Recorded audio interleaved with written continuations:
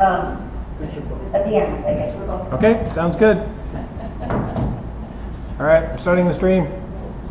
All right, meeting called to order at 6:04 p.m. Item number 2, roll call. Valerie Garcia. Vanessa Navarrete. Here. Tiffany Rowell. Jim Shank. Here. Janine Forte. And Ana Vargas. All right, item number 3, Pledge of Allegiance. I pledge allegiance To the flag of the United States of America, and to the republic for which it stands, one nation, under God, indivisible, with liberty and justice for all. All right, we're going to go ahead and skip number 4 until we get a quorum. Moving on to number 5, work session. Item A, Dan Block, Development Project Manager, will make a presentation on the proposal to have Roosevelt Building turned into 30 apartments.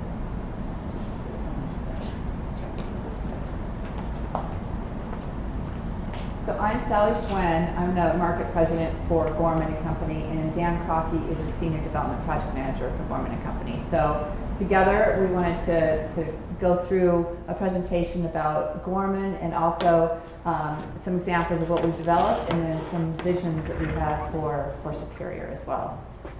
So, all right, which one do I do? IT guy. Next. Do we have to point it at something? Let me see. There you go, try it now. Huh? There we go. All right. Here, I'll This try to one? mess with it. You, I clearly can't click a remote. You broke it. I don't know what you did. There it is. Oh, there you go. All right, now we're going. So Gorman was originally established in 1984 in Madison, Wisconsin, from a gentleman named Gary Gorman. Started off really in the industry of creating affordable housing through the tax credit, Section 42. Core purpose for the organization is to initiate strategies and implement solutions to revitalize communities and build strong neighborhoods.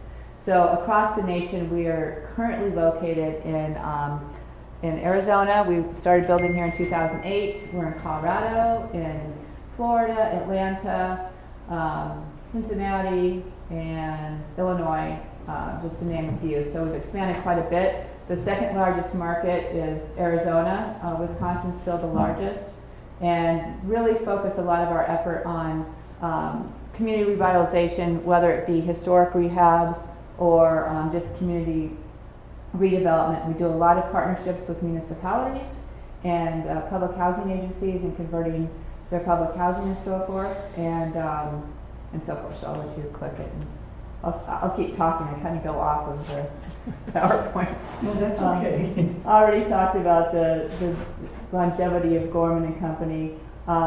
Actually, it says 400 people. I just attended our quarterly meetings last week in Wisconsin. We're up to 525 people. We do also own 3 large hotels in Wisconsin that do employ about half of that, but they were all historic rehabs as well. They're very cool. One is the Brew House in Milwaukee, which was the Pabst Brew House redevelopment. So if anybody's ever in Milwaukee, you should go check that project out. It's super fun. We're vertically integrated. That's one of the great things about Gorman & Company. Not only do we do development, but we have an in-house architecture arm, construction, asset management, and property management. So we really are able to wrap all of our services together. As I mentioned earlier, we work very closely with local governments, nonprofits, and various community groups. We come into communities really to become a partner. As we're going to talk a little bit, we were very fortunate last year to win a 9% tax credit allocation from the state for redeveloping the Hill Street School in Globe, Arizona. So we are excited that we're going to be right up the street. We expect to close on the financing in that project in May, and so we'll start construction there. Dan will walk through the project a little bit. We're very, very excited about it. Altogether, we've built over 1,600 units in Arizona since 2008. There's about 531 under construction, and we've got almost 2,500 in pre-development. So we're pretty darn busy in this market. Some of our examples of historic preservation are the Bowen Senior Lofts in Nogales, in case anybody's been there. It's literally right on the border and entrance into Nogales. This project was, I think it was around 2000, I can't remember, maybe 5. But they really did an entire gut on this, creating senior apartments to the extent where they had to put new facade up against the buildings, and it was quite a task. That's prior to when either Dan or I were at Gorman. Another historic preservation deal is the Garfield School for Senior Residences, similar to what we're doing at Hill Street School, converting an old school into a senior product.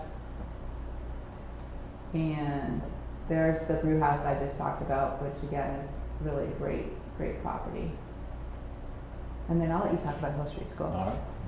So, as Sally said, just up the road in Globe, there's been Hill Street School sitting vacant, basically We know the property. for a long, long time. And we were able to work with the owner to put it under control with a contract and design a project to rehabilitate this great old building and then add new construction. So a lot of the pictures that Sally showed you are very similar. So we have an older building that you can fit so many units in, and then you augment that with a new building as well. And you link the two together in a nice way that is respectful of the integrity of the historic building, but then also augmenting it with new amenities and so forth in the new building that maybe you can't get into the old building.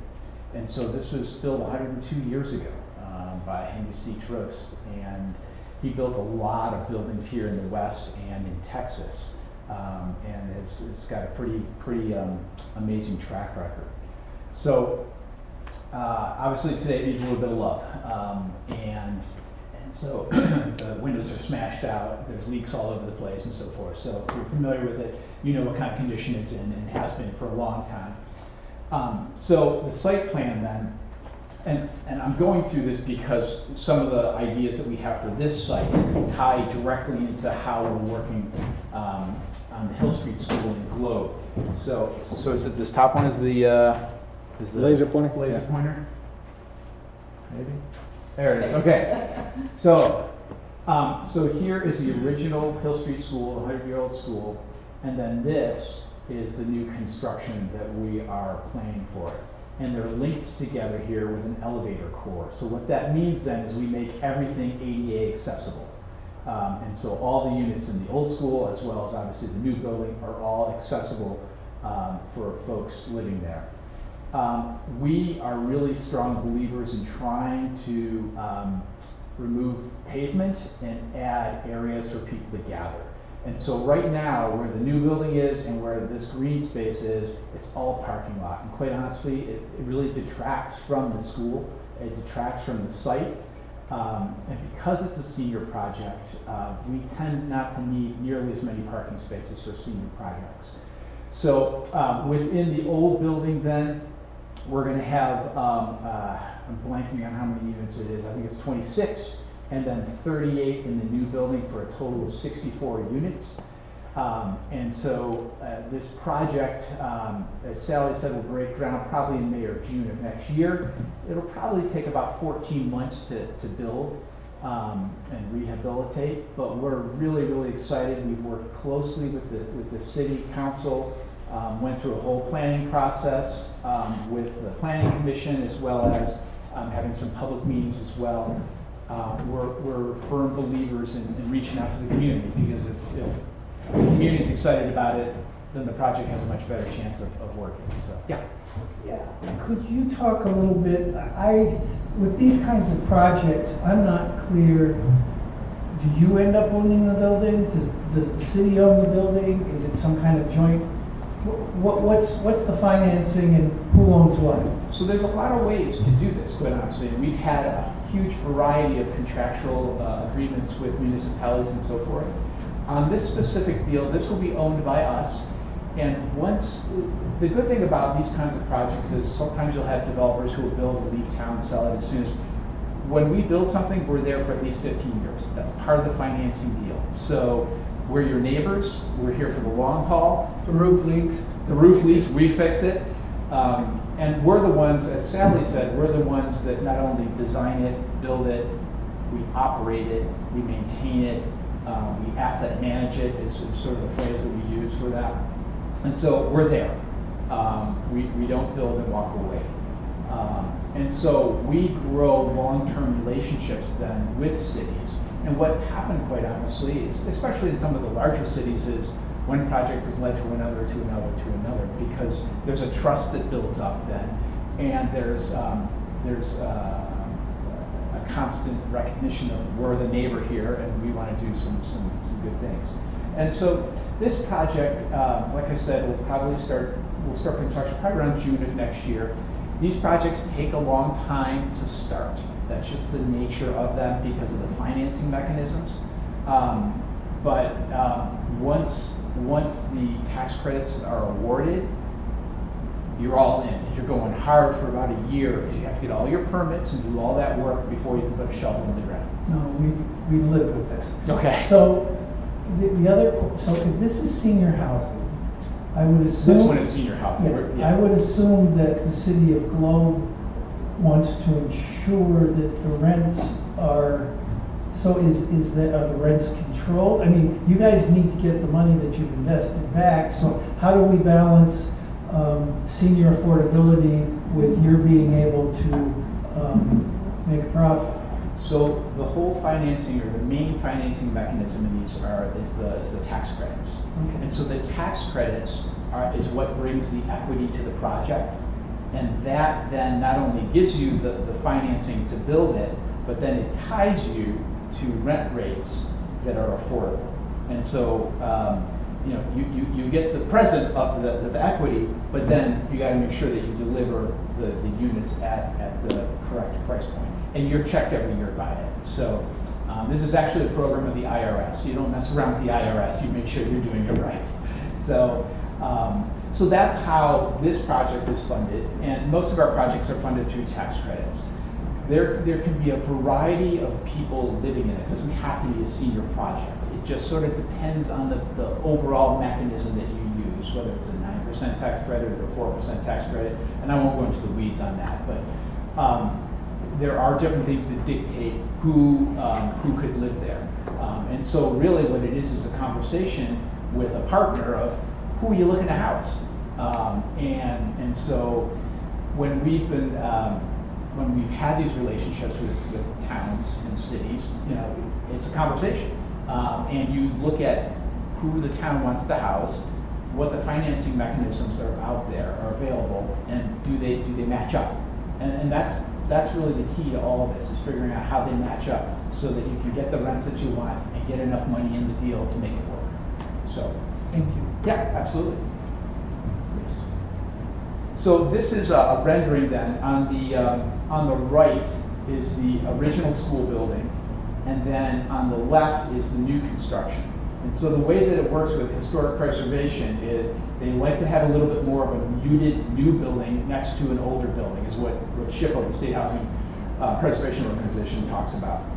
And so we're trying to not overpower the original building, but obviously we need to add units to it to make it a deal that works financially. So, Superior City Hall. You all have a beautiful building here that we're all standing in. And again, was an old school that has a lot of history to it and a lot of beauty to it. And we are lucky enough to meet with Todd and with the mayor a few months back. Sally had met the mayor, I think, at an Urban Land Institute event, and just had a conversation. And said, it sounds like the city's still moving forward with moving City Hall into the gorgeous high school building down the road. And so we were curious, sort of, what is the city looking to do with this building and then with the land around it? And so we had a conversation about the possibilities of doing some housing. We understand that there's a lot of folks that try to move back and aren't able necessarily to find something. And so what we said we would do is take a look at it and have sort of a concept put together. And again, it's a concept. It's a starting point for a conversation, and just a way to start getting feedback from folks who have a strong interest in it. So obviously you know the building, but you know a lot of the openings have been bricked in or covered up and so forth. So when you begin to peel some of that back, you really can reveal what a beautiful building it was and still can be. And so our idea is obviously use the existing building that's there, and then a couple other things. So for the initial concept, use the existing building, use this big vacant parcel back here, which I know is just, you know, a baseball field and so forth. There is a very large underground utility pipe that runs through that, so we know we've got to build around it. You can put a parking lot on, you can put a basketball court on it, things like that, but you can't put a building on it. So that was important. West Line, we thought West Line would be an appropriate entranceway into it. Just extend the road, because the roadbed is already there. Extend that in, use that as the entranceway into the parking lot and the overall project. And then create a mixture of units that could accommodate families and singles. That was the first concept. And again, it's just that. So we'd love to have a conversation with you. So this is, and it's hard to see, and I apologize, but let me point to it. So what you see here, and for those on the phone, I'm sorry that you can't see this, but what we did, so this right here, this sort of L-shaped building right here, that is the existing historic building. And so we looked at, okay, given the layout of the building, what units could we sort of superimpose on the areas? So we're standing right here in the city council chambers, and we envision this more as maybe even a community room, a community space. And then what can you do with the existing classroom spaces? And so you'll see a variety of different units and unit sizes within this building. Then this part right here, these are two new buildings that are 3-story, what we call walk-up. We call them walk-ups, apartments. And so just so you have a sense that this is where the basketball court is right now. We would put it over here because the reason is that line right there is that massive underground sewer line, whatever it is, 48 inches or Storm drain, actually. Storm drain, excuse me. And so that is millions of dollars to move. And obviously it's pretty darn important. So we were just thinking about how can you build around that? How can you also, what we like to do is try to make this as walkable as possible. So we place the buildings up on the street here so that the sidewalk feels good, and you hide the parking then behind the building. We can reconfigure this in different ways. This was just the first concept. Valerie, yeah, San Jose. Yeah, okay. Welcome. So again, what we got out of all of this space here then were 20 units in this existing sort of L shape right there, the existing building, and then another 48 units in this 3-story walk-up right here. And the newer units are actually larger.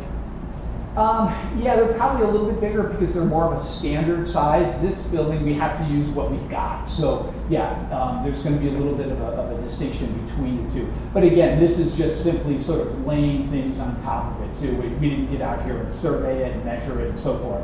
Once you get into the concept a little bit more in depth, then you go out and measure it. So that's the general concept that we came up with. And would love your feedback, would love any kind of thoughts that you have,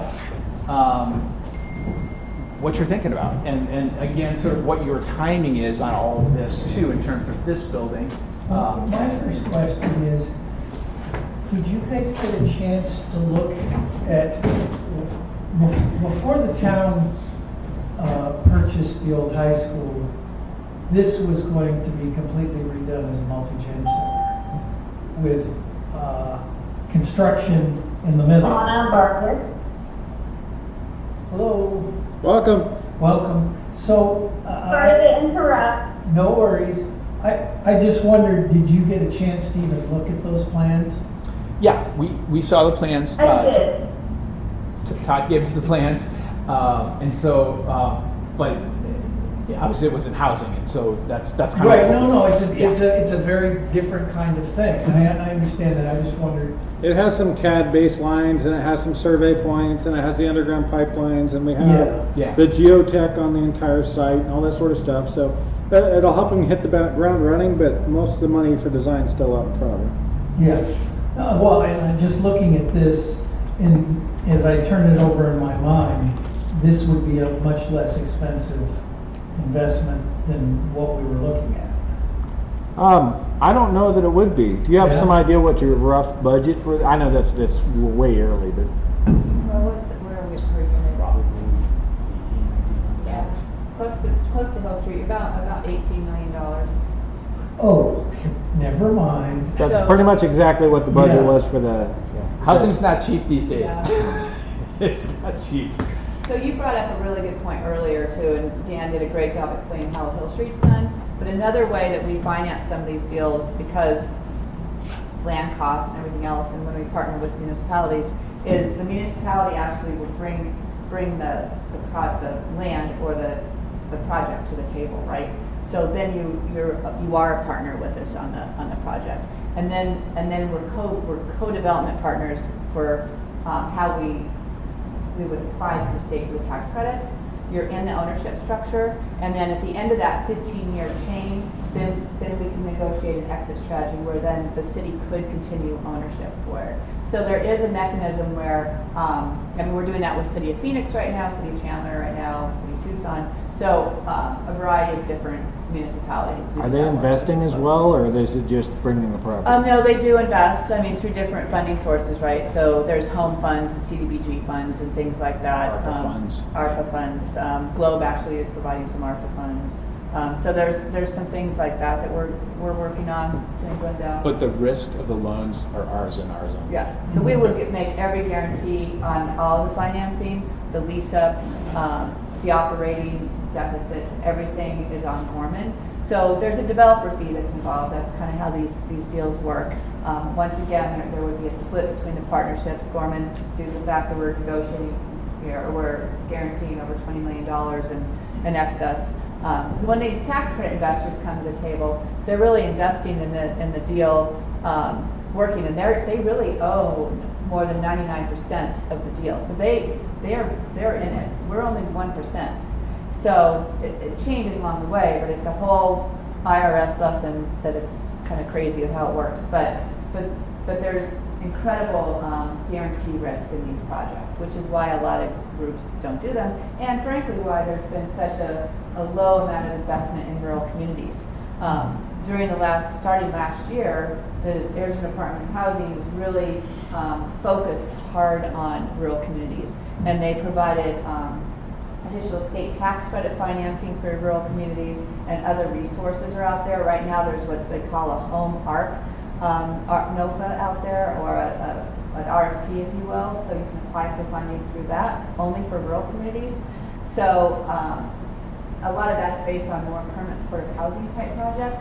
But as an example, the GLOW project has both state tax credits and federal tax credits. So we were awarded both tranches. That was the only way we could make that deal work.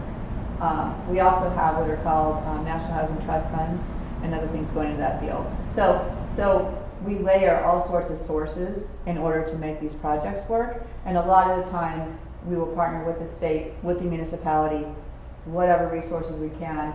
But in order to make a project work like this, sometimes it just helps the municipality bring it to the table.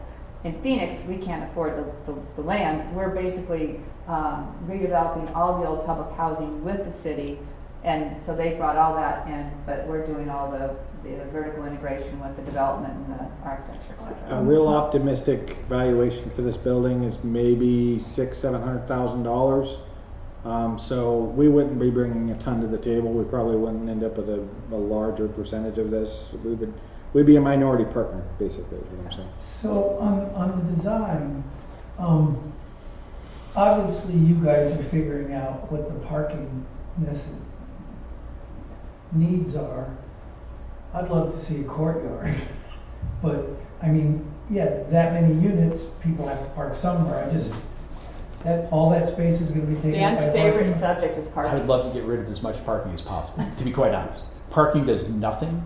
It does absolutely nothing, but we also recognize there is no public transportation here. No, And so it people have really cars. varies. So on our Globe project, it's a senior project. The streets are pretty wide. We literally aren't going to have one parking space on the parcel. It's all going to be street parking, and we're recreating some of the curbing and gutterings and all that kind of stuff in order to have street parking. It's public parking, but it will be street parking. Our zoning code does allow for them to use the street front parking to calculate their parking spaces. So that's what we were doing when we were doing this building, is we had some on-site parking, but a very large percentage of it was on street. Okay. Yeah, and I don't think we even counted it in here. But I noticed, like, the street right now, there's cars lining up in it for, I think it was for the food bank. Yeah. So we want to be good neighbors about it too, and we want to be able to make sure that we're not affecting the neighboring houses too much. But yes, it's public parking, and we'd love to be able to use that and reduce what's on site. It all depends on who's living there, where their jobs are. The fact that there's a grocery store 100 feet away is unbelievable. I mean, that's phenomenal. And so those kinds of amenities that the community has allows us to reduce parking. We just got to make sure that we're not going to flood the neighbors or get them upset about it. So there's a balance, and honestly, I'd love to reduce this parking. Well, yeah, you guys were talking about people wanting to move back to town, but we're also looking at the Resolution Copper project, and we would like as many people working to live here, and we have no workforce housing right now. Mm-hmm. So some of this would depend a lot on the salary levels of the miners, and my guess is they probably do okay. They may not qualify for tax credit housing. And so again, it's that conversation with what does the town need, and we've got to make sure that we can fill the units too. So we do a market demand study, and it can be a little bit challenging sometimes in smaller rural towns to get good data on that. They'll probably draw a lot of data from Apache Junction, is my guess, and figure out would people live here, and it's hard to figure it out. So that's why this conversation is really, really important. So resources that we might or might not have shared with you is there is a resolution commissioned a housing study about 5 years ago. Yeah. And there's been an update on it recently. Yes. There's also a hotel feasibility study that might be informative slightly. The average miner is making $100,000 a year underground, but they are also very transient. So when they were really doing a lot of development, the RV park was full. So there's no temporary workforce housing available. Really, is one of our key niches. But there's also the main people moving to our community are seniors, retirees, and that's been the growth of the community is all seniors. So there's other opportunities for, partnering with groups like Resolution too, right? So we do a lot of workforce housing in Colorado, because in the resort communities, people, the service industry can't afford to live there. So what's happened is Vail Resorts as an example comes in, and they, what we call self-impose a land use restriction on the properties. So it's almost like a subsidy, if you will, but they'll guarantee so many units, so that we get X amount of rent, of the market rent, fair market value for those folks. So it's more or less restricted to people that need to live there or work there for at least 6 months. But there's different restrictions, and it gets more complicated, and every single of these deals is different. But there is a way to set aside certain portions of projects for that type of work, and to partner with somebody like Resolution. And then you do a self-imposed structure, and then you can afford to incorporate those, because they won't get tax credits, right? Because they won't qualify. But if you can self-impose it with somebody like Resolution, then you can start making it work. Todd is correct that a number of people that have moved more recently are seniors, but we want to attract young professionals. And we don't have the housing, and we're working on the high-speed internet and all of that.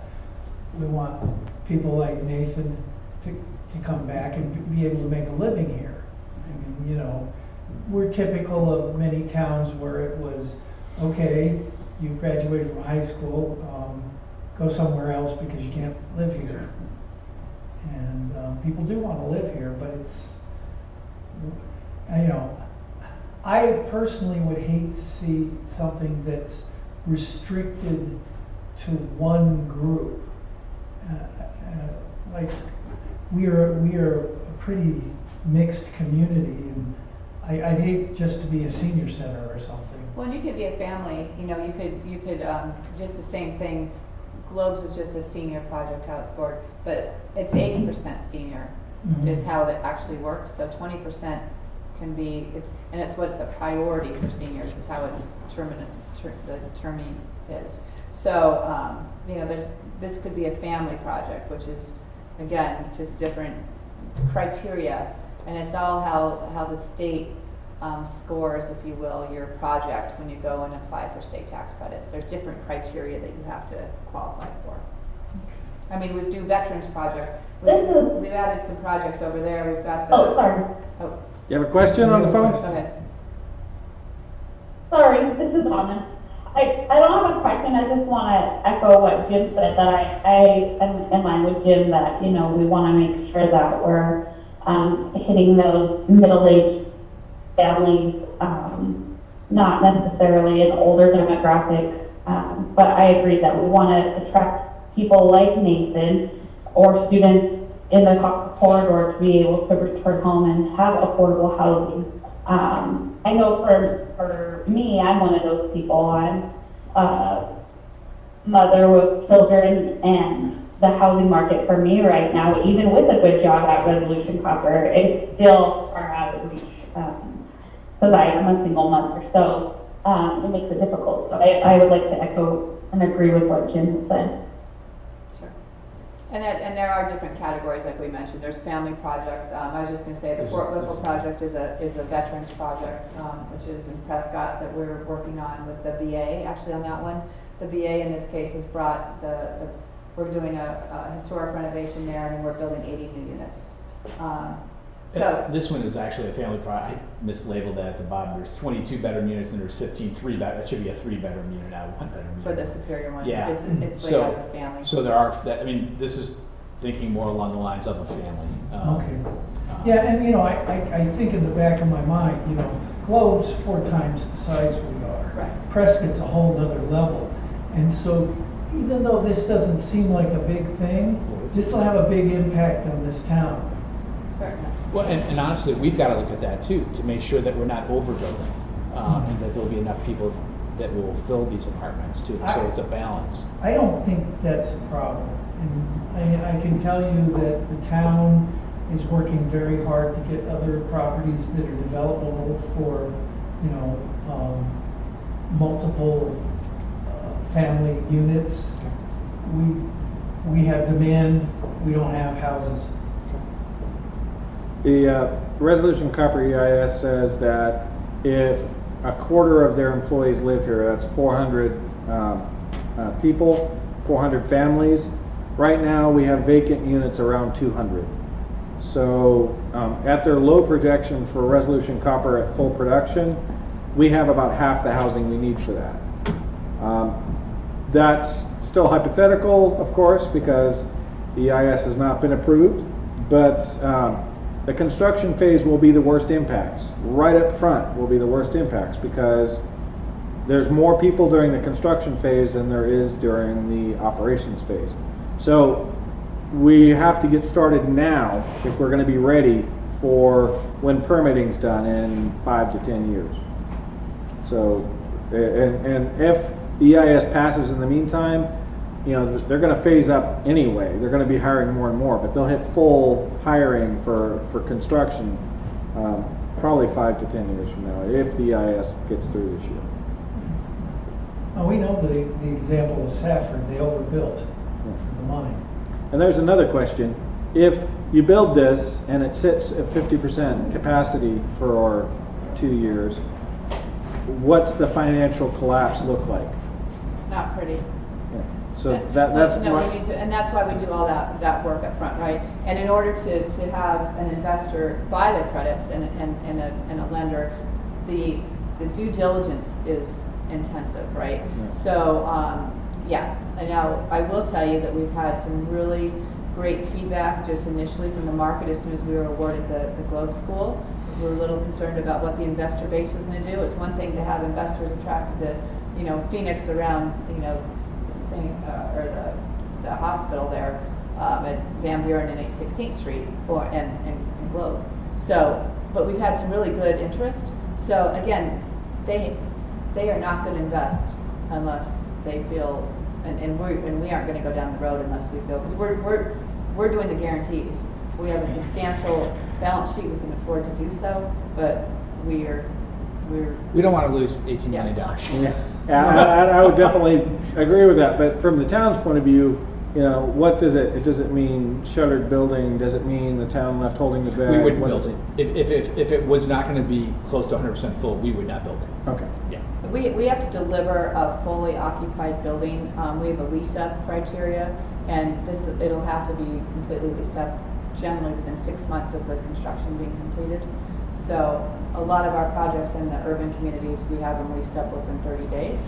But yeah, So we're talking 2 to 3 years before you'd be to be a ribbon cutting, right? yeah, I mean, we would, you know, depending how this was scored and timing and stuff, just as an example, if we put an application in next April, that's a 9% application deadline, then you receive the award in June of 23, then it takes another year before you can close, and then it takes another probably 14 months to build it, so. 2025. Now, there is no model where if we wanted this to be for like young professionals that are making $100,000 plus, that you would get a tax breaks and it would be. You'd have to partner with somebody like Resolution that could help you subsidize that project in so many words.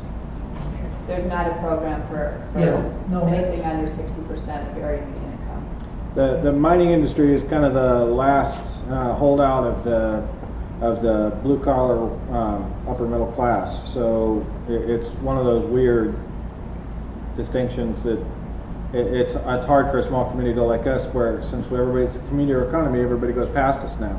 Right. So how do we build the demand to get the infrastructure to get those people attracted here? And it's Well, hard to get a I'm commercial. not just thinking about extractives people. I'm thinking of young professionals that want to live in a beautiful place. Right. Well, your biggest attraction, quite honestly, is your Main Street. I mean, that is what sells your town, because it's beautiful, and the things that can happen there. Obviously, your jobs are with the mine, but you sell your town on your Main Street because it's a really cool Main Street, and so you may be able to attract younger professionals as the Main Street continues to move along and investment. No, yeah, and I believe that we can and we will. I'm just trying to figure out if this project could be something into this mix. Doesn't sound like it could be. Not for 15 years at least, right? That's when all the restrictions. Right. Which, you know, I mean, you know, some things will change, hopefully for the better within that time, but it's tough because all the commercial banks, if they were just to build an apartment complex there, they're not going to get financing because they're going to be, you know, based on the miners or whoever's salaries, they're going to have to be supporting rents that are going to be $2,000 a month. And whatever the case may be, it's going to be closer to new product downtown. It costs even more to build here than it does down in the valley.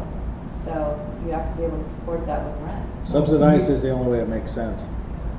We've had the problem, I mean, it's changing, but the problem has been you can't build a new house for what your house is worth in a town like Superior.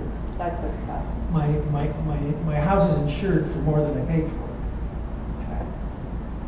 Because that's what it would cost to rebuild it. Yeah. But you know, the thing is, I worked in downtown Phoenix for like 17 years, and my job was to help attract affordable housing to downtown Phoenix. And a lot of people were like, well, you know, we want market rate, and I said, that's fine. It's going to come, but if you wait too long, you're not going to be able to have the affordable housing. And so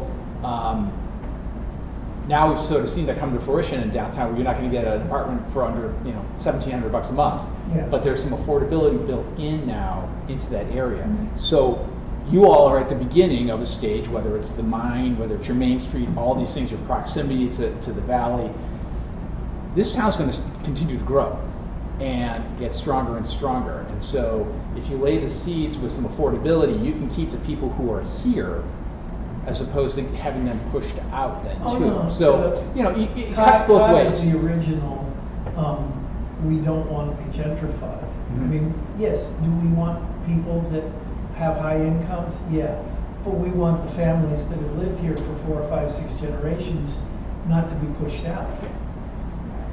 And diverse housing options are just for the good. And as he's saying, if you build a really pretty project, affordable housing that really is a showpiece for the downtown, other investors will buy a property around and do their own developing for a different market. Do you have you gotten as far as like a drawing that would give you an idea of what one of these units would look like? Have we gotten that So, far? I mean, from a height, we haven't, but from a height perspective, or from just as a basic layout, the one on the far left there, that's a 3-story walk-up type project. Okay. So that's why I brought that. It doesn't have to look like that, that's just an example. Yeah. No, I actually, my question was more, what would the interiors look like? Oh, I mean, right there, actually. Here's an example, this is This is the lobby. So, just, we always have a really nice community space, whatever amenities, again, we're working with the community, what's needed, their workout room. This might be better for after, because we have so many people on the phone and they can't see that. Oh, But, I'm sorry. no, it's okay. Yeah, this is Vanessa. I'm trying really hard to listen as close as I can. Some of the conversations are in and out, but I think I've caught most of it, and I did print out the presentation. So I think I'm seeing what you guys are seeing. And maybe you guys talked about this and I missed it, but I understand that for most of these projects, we need people who can receive tax credit. And so, is it possible to have mixed, say the existing building that is being refurbished is for those who qualify for the tax credits, and then the new structures can be for, people that Jim was mentioning. And then I also was wondering if it would be a project you would still consider, or if it would be economically viable if it's a 2-story building versus a 3-story building. Well, the size of the project is really based upon allowing it to be financially feasible. So the more units we can get, the more financially feasible the project is. So that's why we're 3 stories on the new build, leaving the existing school the same.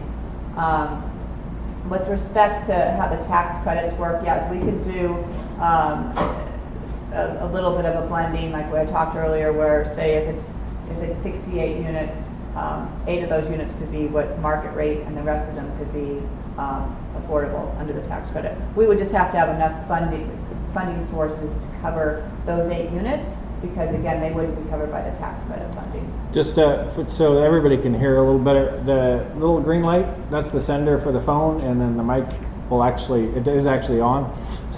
So Okay. if you're closer to that, people on the phone might be able to hear better. So the question about height, our zoning code does allow up to, I believe, 36 feet, which is 3 stories. So it is allowable in that zoning district. There's no restriction against it. And I don't know if you can see it on the drawing or not, but the way we positioned it, most of the height is actually up against the street. It's not near the single-family homes. It's more facing the grocery store that's there, and so you have a little bit on the one street. So we were trying to minimize that as much as possible. Okay. All right, do we have any more questions?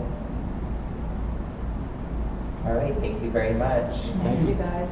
I do think that you guys are pretty ready to move it forward to council. I'll see want a future agenda that we could actually talk about this with the council on. And they're going to ask, the council is very detail oriented, so they're going to ask specifics about numbers and things like that. So, a slide explaining that might help them understand it a little bit. Sure. Would they Well, understand but tax it's credits? also, I think also too, it depends on how it's being proposed, what our involvement is. So like, for example, are we seeking to sell and just run away with it, or are we seeking a partnership? So I think that's what the council want to know as well. Like what are the recommendations for that? Yeah, and if we were to put the property into the project, how much oversight would we have, if any? How much involvement at the back end would we have? And it's our as you know, the Arizona Constitution says we can't give gifts, so we have to make sure that we have a good financial return for what we do. So again, Vanessa on the phone is the chairman of this committee and also a council member. So answering her questions is a good step to get to the council. Great. Excellent. Any other questions? Thanks. All right, thanks for the time tonight, guys. Thank you. Thank you. And just to the committee, if anyone else has suggestions on questions you would like to see answered for before it goes to council, please do email those to me and I'll pass them on so we make sure that all the questions are answered. All right, moving on to item B, Paul Reed, Retail, will make a presentation on general industrial development. Give me a second, I'll switch over your PowerPoint.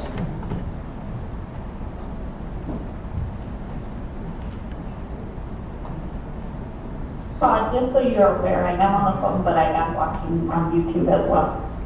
All right, well, that's a bit of a challenge because our YouTube is not great for seeing the PowerPoints, unfortunately. Does that mean you can see me? All right, let me know when. I'm just trying to figure out where the button is. Full screen. There you go. Nice. All right, and that mouse should work too. Okay, thank you. Theoretically. Hi everyone, can you hear me okay? Is it good? My name's Paul Reed, and I've got a partner in this, Kent Carlson, that likely you all know, with another project that is in the works, possible works, I guess, for Superior. We have signed a non-disclosure on that, so we cannot discuss it in any way, shape, or form. And I will not say another word about it. I have no intention of it. So we don't know and we won't ask. That's exactly. So we'll start over. I'm Paul Reed, and I'm. So anyway, I'm really glad to be here, and I think for Gorman, I hope this comes across as some good news. So I want to start out this presentation. Really, this is I hope it feels a little different, but this is about Superior over something, personal or about another development or another, point of finance for someone. And so I'm moving through, let's see if I can coordinate, because I have notes separately here. So this is what we'll run through real quickly, and what I wanted to talk about first is some of the things that, when I speak of we, it's myself, it's been others that have come up over time to Superior, and a lot of it's about my experience with Superior over the last 10 years. So one of the things that, as a group that we really like, and sorry, remember I've got two things I'm coordinating. We have had a chance, I'm just going to save me since I'm here. I've had a chance to meet with the mayor and with Todd, several conversations, and for what we understand, and even from what I've heard tonight from Jim and from Nathan, we really like the town leadership. It feels very, it's like a large town or even a small city mentality of just smart and being able to move things forward. You guys seem ahead of your size. We like the people here, really feel like they're hardworking, genuine, just pretty authentic people. And of course there's the history, right? And that history has changed and is always changing, and that's pretty typical to any place in the world. The other things that we like, of course, is the geography, right? It's so unique. It's super unique being this close to the valley in Phoenix as well. And that's just a part of it, though. The other piece of this is, for me personally, is I'm a big dirt bike rider, off-road trails, those kinds of things. So it's very appealing to have a place where you can explore. There's some adventure within the town and without. It just is a wrap of these things that over time I've liked. I came up here for the first time to the town was in 2012, and had a chance to do some service work on the cemetery. I guess back when groups would clean it up. And I've done that a couple of times. I've spent some time with some of the youth, local and from others that have come up. And what I'll say is, from back in 2012, rolling through the town, and you guys know that have been here what it was like then. It certainly changed.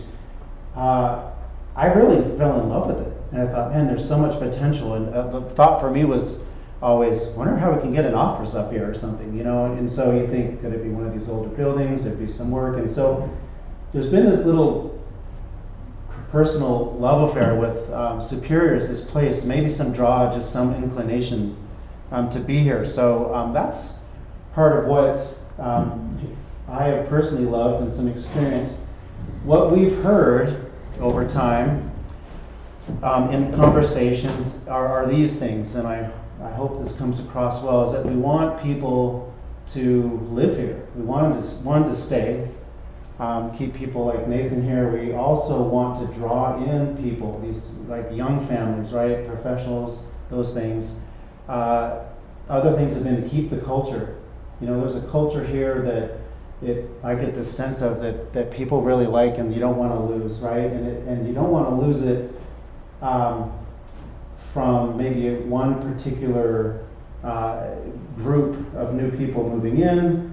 I'll use my branding and innovation experience. You know, there's a way to attract the right fit to keep your culture, and there's a way to there's a way to communicate within the community in other ways that will help retain the culture as well.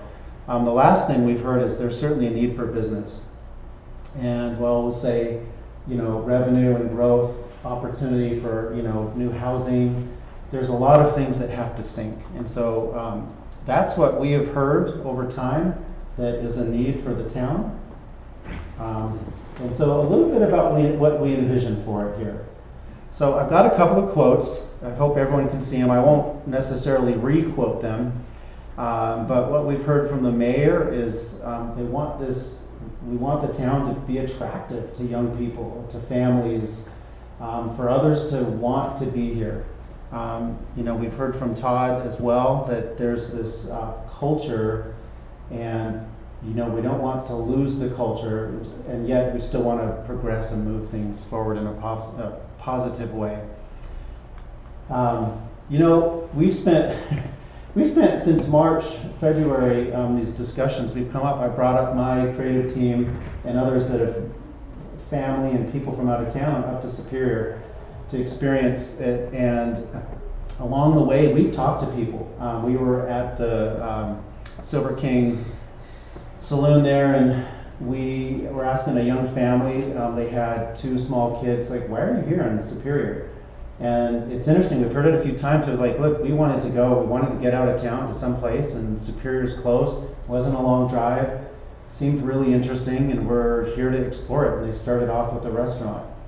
Another person that we met at the Arboretum was just, and this could be real typical, I imagine, is that they loved it. It was incredible, and they were just thinking, I don't know why I didn't come up here earlier.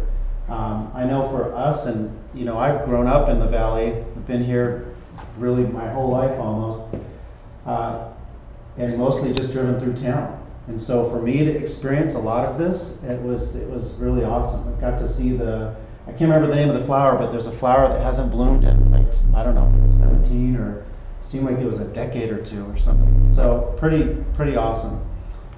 Let's see here. So there's four things here that we feel would be needs. We really believe this. There's a need for local businesses that are already here to have a space to go to. And so in conversations with others and in conversations with the town leadership, in fact, there's one company in particular we talked to that actually said they needed to have some space for staging, just for equipment, mining equipment and different things. Feels like with mines, or maybe with, I should say, sorry, companies or small businesses that support the mining industry, that there would be a need to have some space to work with them. I think we heard from the mayor that there was an auto group, someone here that needs a space to be able to just work on cars, just even repairs or modifications, some of that.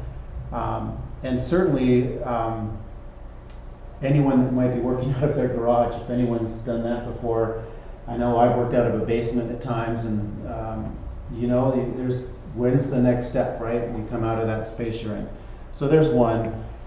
There's a need for, we feel there's a need for local incubation. So there's the Superior Enterprise Center that changed of the guard for the high school, and it would be really interesting to provide a space where young people coming from that program actually have, like, what's the next step to take that from incubation, or to be in a space where there's some incubation. It might be that there's a whole group of people in one space that are able to work together and ultimately condense the costs, right? A lot of what we're talking about is providing a need and doing it in a way that is appropriate for, you know, salaries and or startups or costs here.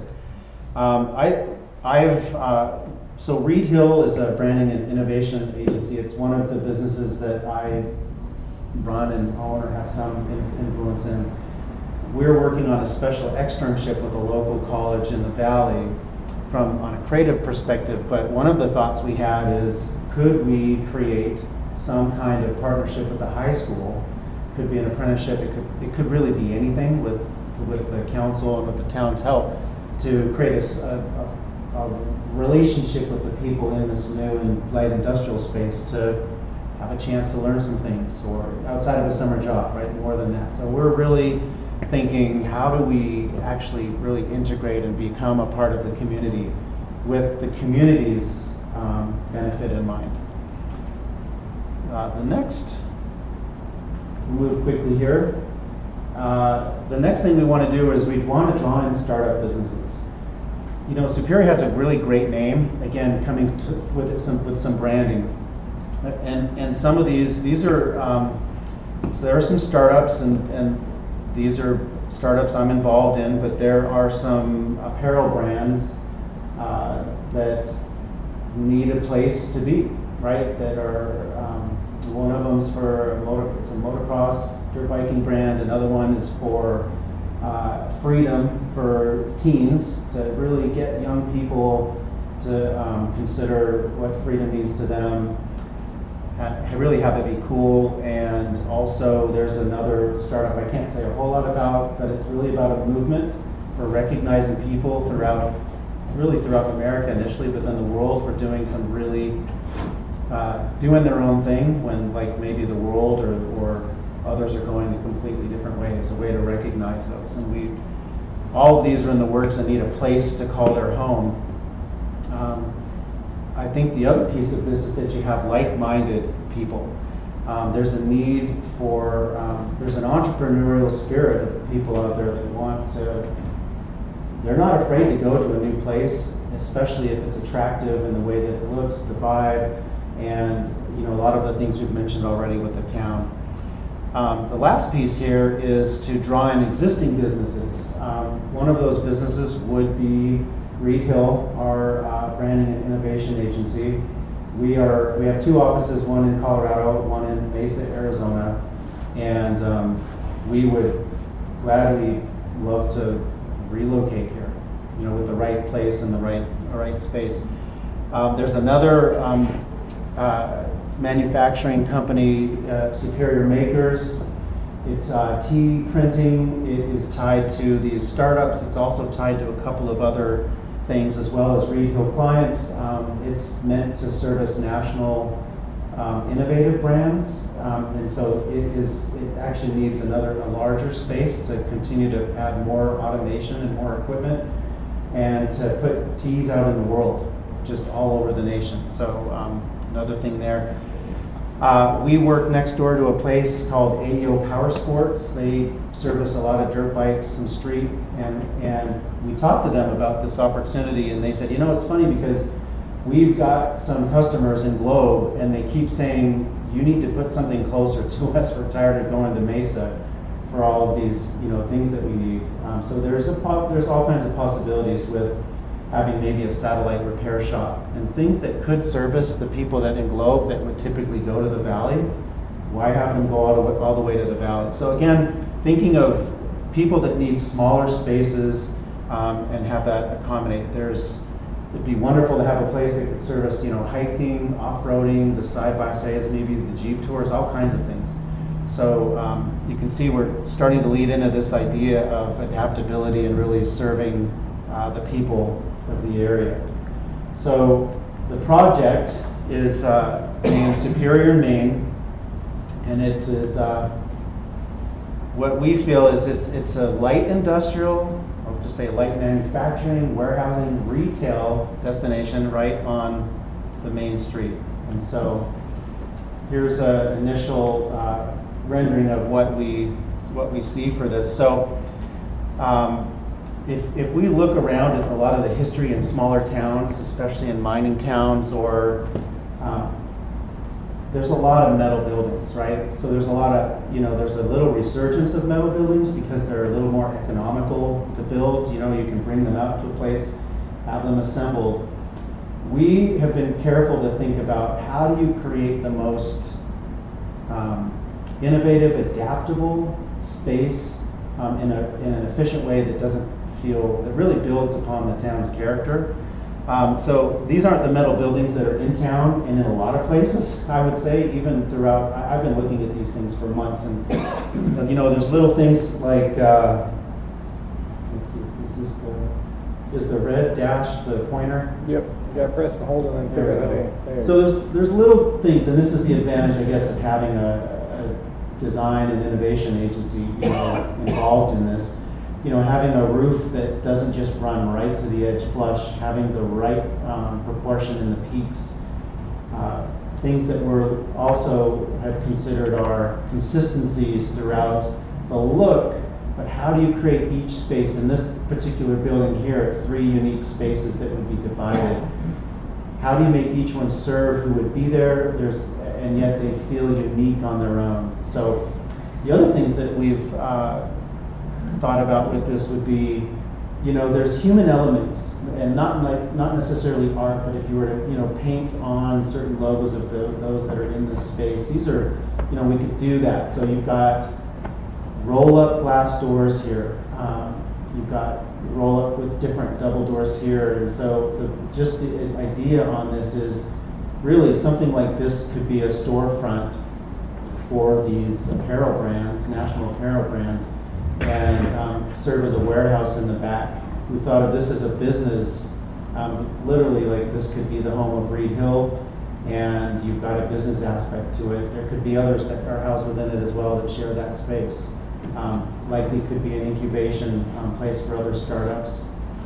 And then you've got this idea of retail. We're going to show it as a bakery, could be a coffee shop, something else. So these are just some of the things that we've thought about in this. Let me show you another angle of this same What I kind of like about this is it's sort of vaguely reminiscent of the old smelter buildings that were up there, the red brick and the big tall glass. They do have a kind of similar vibe to that. Yeah, a lot of the stuff in Put this. stack next to it? Yes, I do. I think that would be very well received. So one of the things I want to bring up, because it was mentioned in the previous presentation, is this idea of space. We're not concerned with showing the space, but the idea in this is to still have natural landscaping, places where you don't feel like it is a parking lot in buildings. We do want people to feel like they want to be in the space as well, whatever that looks like. And I think some of our conversations moving forward will help to describe that, and perhaps there's a way to tie in, you know, a way of what we're talking about in built development. So this is what I'm going to say is the north, and so the north side's on the right, east side on the right side here. The highway would be on the left, just out of view. And so these doors are, the idea here is, look, let's have them roll up. So you've got these two, the other one that we saw, you could open the whole space up. What I want to point out is, and this would be true for all the buildings. This one's meant to have double doors to get in. The other two have large roll-ups so that you can utilize the back of the space as needed. And at some point with the other businesses that would grow into perhaps another space here, it leaves this adaptable to others that would fill the space.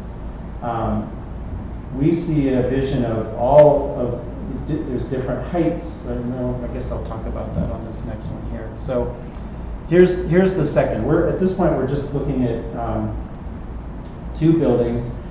This one's focus is more on truly the light manufacturing, you know, warehousing, truly the light industrial. And so we thought of this building, the windows on the left facing south towards the highway. This might run a little left of the building we just showed you in red, so this could be visible from the road as well.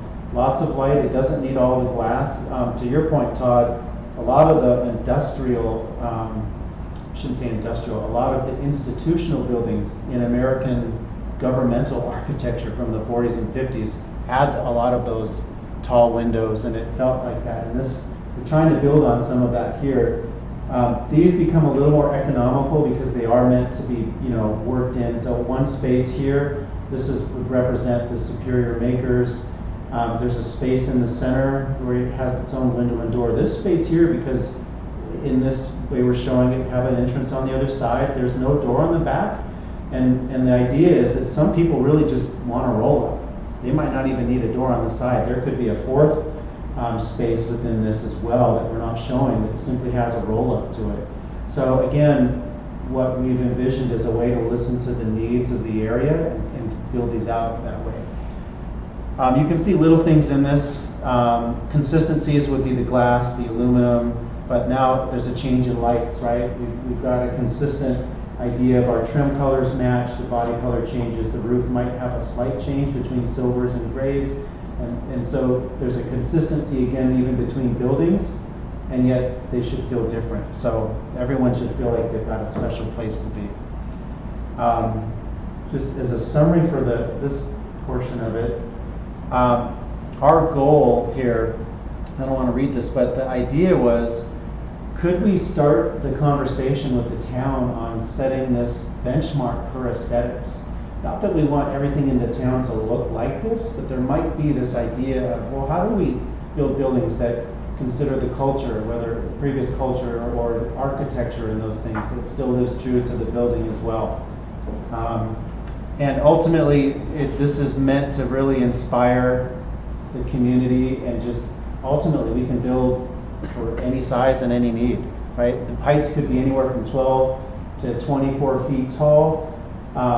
What I really like about this, and we're not showing it, but there could be spaces as small as maybe 1,200 square feet. And so for a regular larger developer that's looking for, you know, maximizing the footprint and all of the return on that, we're considering really the users. You know, it might be that there might be 6 people that just want a small space, and maybe it's a welder and they're making metal art or something, right? So let's give people in town that are coming from the high school or other places a place to just get us started somehow. Just for a little reference, in my time here, the town's turned away 2 or 3 businesses from the town center that were wanting to do light manufacturing, furniture builders and things like that, and auto mechanics that wanted to locate in the town center and could not because it's not allowed in zoning, and there isn't any light industrial space in the town to fill this gap. Yeah,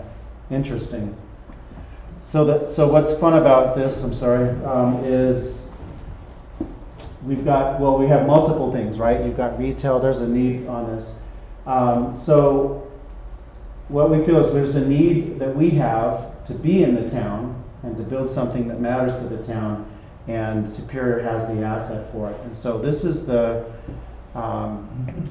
parcel that. Here's one of the things that I wanted to talk about, because we'd originally talked a bit about the Smeltertown area as being the ideal area. One of the challenges with this is we have requested formally the land exchange. It will not even be an option to a year from now, and then we have an agreement with Resolution that CPLC will help us develop it, so we'll have to run all the development conversations through CPLC, Chicanos por la Casa. This one's more complicated. It's not impossible, but it is more complicated. Smeltertown lot is you just have to make an offer to a private party and see if they take it. Yeah. I kind of add to what Todd's saying. So, you know, we all multitask. Among other things, I'm the treasurer for Riva Superior. And we fund an economic development specialist. And I really like a lot of what you presented. But the first thing she'd say is return on investment.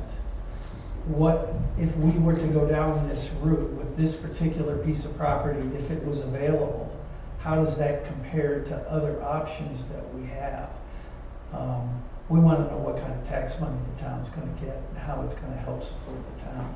Yeah. I mean, these are all questions that, believe me, the town council will ask. And this, especially with this particular parcel, because this is part of the land exchange that the town has been participating to get for 15 years, 10 years? I don't know. Long before It's been a long time. Yeah. My 14th predecessor started the process, and I mean that literally. Wow. So this is a once in a lifetime game changing piece of property, and it's going to have a lot of fingers in it and a lot of discussion about it. So I'm not saying this is impossible, but it would require a heck of a lot more conversation. You know, So, Todd, some of the other thing that you've always talked about, you know, at some point on one side of the airport, having spaces for people that want to park their off-road equipment and stuff. I like the designs of his buildings. yeah, and this ties in a lot with the work that Trevor Barger and Espirito Loci has been doing for Resolution to talk about planning these areas. This is part of that discussion as well, that area. So it's also highway frontage in an area where we don't have a lot of highway frontage. So this one is, like I said, it's not impossible, it's just a harder sell. So that I would encourage you to think of other lots as well. Okay. And I'll take a note on that. Or to be ready for a long process. Well, we have thought about a long process, and that's part of, I guess, what we are willing to do the work, and this feels like, if you look at what we're considering, would be a really I've envisioned if you're coming down from the valley, and you roll in, just to be able to see a range of buildings in these, it would be hard to not stop in and, grab something in that, so. And I would agree, it also needs about $1 million in infrastructure, which we have to go get funded. It has no hydrants, it has no sewer, it has power, and that's it. Okay. So that's what we saw. I've walked it a few times, but. Smeltertown has it all already in place. That's why I would encourage you to look at this. Todd, which Smeltertown that belongs to Resolution? Yes. And that's a conversation that the Resolution has said they are open to consideration of positive economic uses for the community for that lot. Otherwise, the general plan says it's going to be a parking lot, which is not a positive economic use for the town. It's 50 acres in town limits. It's zoned industrial. So we're looking for good industrial users for Well, and it's even more central. Yeah. So that is, and it's on Main Street, so it ties into your plan. So that's, we're trying to encourage people to work with Resolution on that issue. And I know that there's at least one other industrial user discussing it, but again, we're just trying to make sure that land doesn't go to waste. Yeah. It can't ever be used for residential. This is Vanessa. Does the empty lot next to the Cobra Valley here in town, is that all Cobra Valley? Yes, Cobra Valley has it an option. They originally submitted a 10-year plan to turn it into a full ER. and they still hold that in their plans. I don't know if it's going to happen in any time. Maybe if we start building apartment complexes and building up population, that will become a real option. But they're not interested in selling. People have asked them. Okay. Yeah. Yeah, I just asked Cobra Valley about selling their lot to somebody that was interested as well, and they said no. Yeah, when they got that lot originally, they presented it as a hospital, and I think as part of their arrangement with their Arnolds, that it does have some sort of language in there that it needs to be used as a hospital. But you know, I'm not privy to their private information, but I vaguely remember something like that. Okay. Okay. Well, we're here at the end. Thanks for your patience, everyone. Well, let me say we're really love to pursue this a little more and see where we go. So with that, there's these are 3 positives for it. So the idea we had is that it would be developed in phases. This is something that would be done without investments, outside investment. So something that my partner and I would be,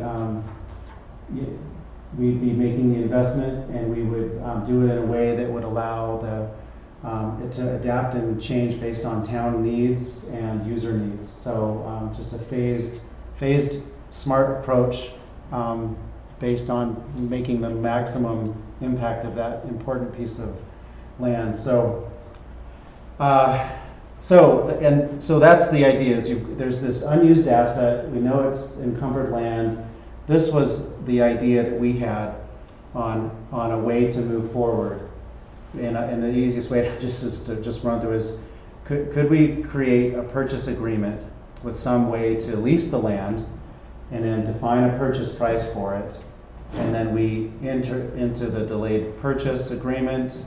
And then with that agreement in place, we could actually start building that out to make a difference now. Not have, even if we're 18 months or 2 years, even if it were 3 years, we could start to do something now and begin building that out. The idea would be that in the future, with the agreement in place, we'd be able to have the revision rights removed and then continue to build it out.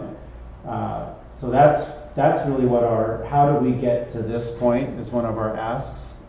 And to clarify that a little bit, part of his thinking on this is because we already own that lot, it's part of the airport, we could theoretically lease it.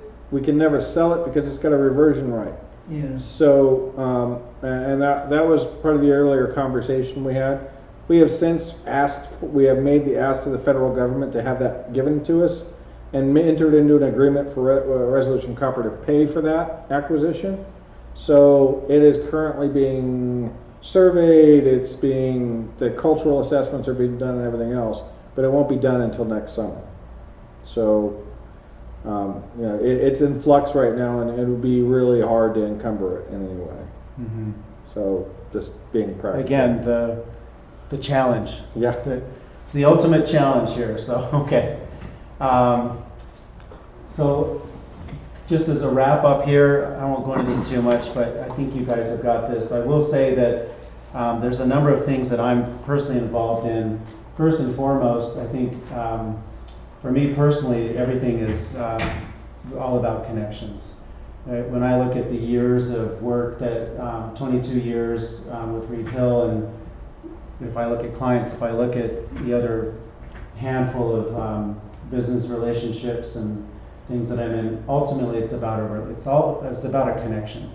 And so that's the connection that we work to build with people, whether it's for marketing or for social or messaging or for a town even, is that it's really, people need to feel connected, right, in a real way.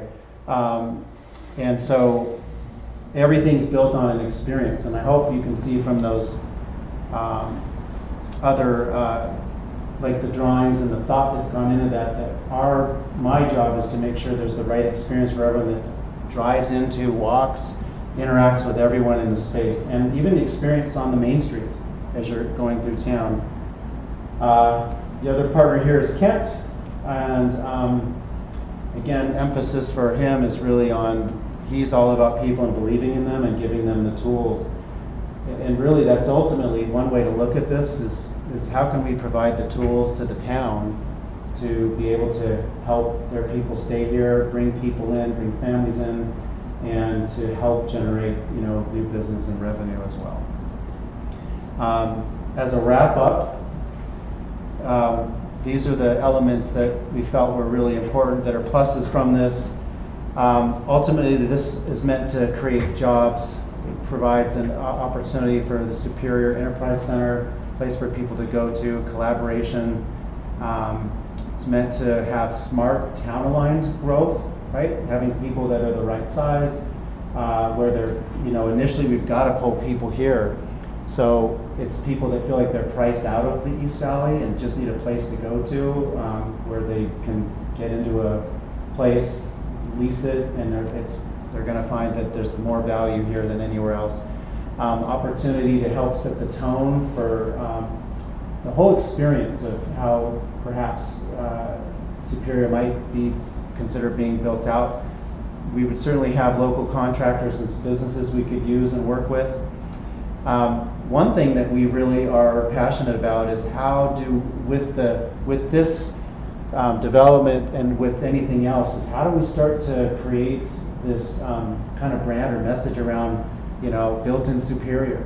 It's got a great name. It'd be fantastic if there was a national reputation for these, incredible brands or companies that are building here. We want to help people stay, and then the other thing, the benefit is through Reed Hill, is that advertising, branding, messaging, all kind of promotion for the town, it's just going to come to the town. It's the benefit of having us promote this space is we've got to showcase how amazing the town is, not just the development. So there's a whole bunch of ultimately free marketing that's going to come. And of course, we want to be involved in the chamber in a lot of these. We're ready to we want to be a part of the town. So that's it. We won't read this, but this is about the companies that are ready to come here in a space like that. And ultimately, I guess my big questions would be, is there anything that I missed that should be a part of this? And is there anything that I said that actually you don't like? I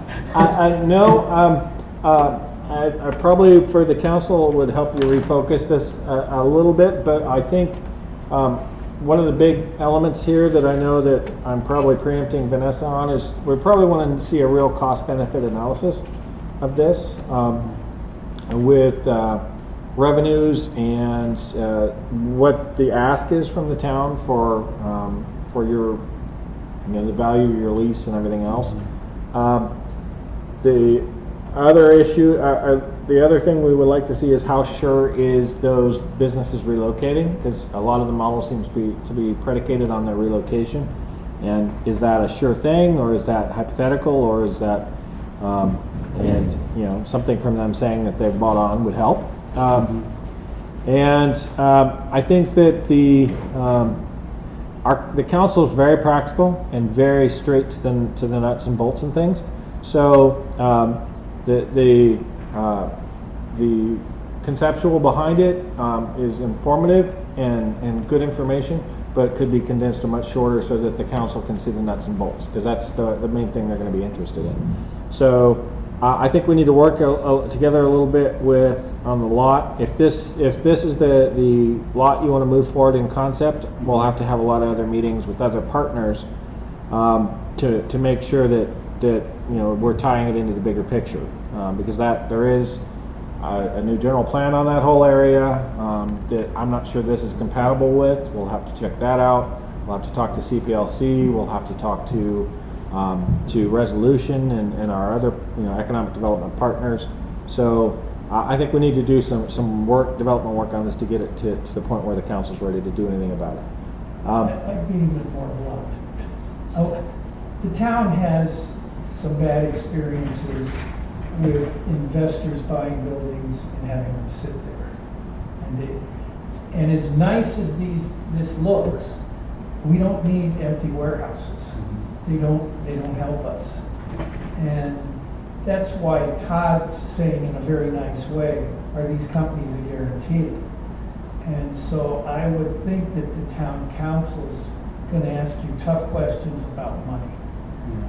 And, I mean, I think a lot of the concept's very interesting. And believe me, with the agreements between Resolution Copper, Chicanos por la Causa, and the town, it is a very complicated thing, and a lot of people have their finger in it. So, yeah, I would try and have a really solid business plan that you can present to the council. I do think that this is something I'm very interested in seeing moving forward because it does fit a niche and a need for the community. Mm-hmm. We do need that mid-level entrepreneurial space, and the employers of 2 to 5 employees, which provide some diversity to our economy and actually give us some base industry and some exported product. All of those things are extremely important to the future of the community. We're not trying to discourage it, so Yeah. please do bring it forward again. We just need to, there's some challenges with it. There's always, the big challenge with anything in Superior is always the land. Yeah. That's always the core issue. Yeah. Because we are landlocked by the mine and forestry on all sides. So what there is, somebody's already spoken for. There are very few exceptions. So, and we'll try to help you navigate that as best we can. Yeah, well, we are committed to do that, and I will say, Jim, for your quick question is, for us to even consider the first 2, we already have commitments that the spaces, not all spaces, we're leaving. The idea is, can we build one, fill it with the tenants that we need initially to make sure that it's profitable, and then we start to leave space for it to be filled in. So not every building will be that way, but these first 2 that we've represented, the first 2 spaces would be used of the 3 in the first, and then the first half of the second building is all have commitments. So it's a plus, but we've got, if that just, I just want to have you feel better, like there's commitments, like people on board. We just need a space for them. So that's it. And that's the core thing I would take away from this is the land is the biggest challenge. And like I said, we'll need to talk more and try to work that out. Okay. Other than that, I love the concept. I love the niche you're trying to work into because it is very neat. Okay. And comments from the committee, please. Any more questions, comments from the phone? No, this is Vanessa. I just wrote to echo both Todd and Jim. You've identified, our needs, which I think we all agree we've identified as our needs as well. And I also really like this light industrial look. And it would fit in the space that you're proposing, but I understand that that's going to be a challenge. So as Todd says, please don't let that deter you, because if that space doesn't work out, we're hoping we can find another space. We do, yes. There's a plan B, and plan B is here. So, I'm glad you said that. Thank you. All right, anyone else? All right, thank you. Thanks for your time, everyone. Now that we do have a quorum, we'll move back to item 4, consent agenda. Pursuant to section 2460, matters listed under the consent calendar are considered to be routine and will be enacted by one motion and one vote. Prior to consideration of the consent agenda, the chairperson will ask whether any members of the committee request any item be removed for the consent agenda for separate discussion. 1. Approval of minutes of CBC regular session minutes from May 26, 2022. Do we have a motion to approve? I so move. I second. All in favor? Aye. Any opposed? All right, motion carries. Item number 7, summary of current events, committee members. Prickly Pear Festival comes up in I August. don't,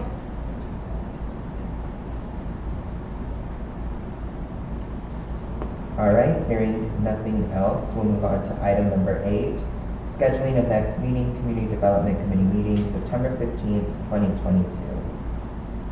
Is everyone okay with that? It's Independence Day for one home.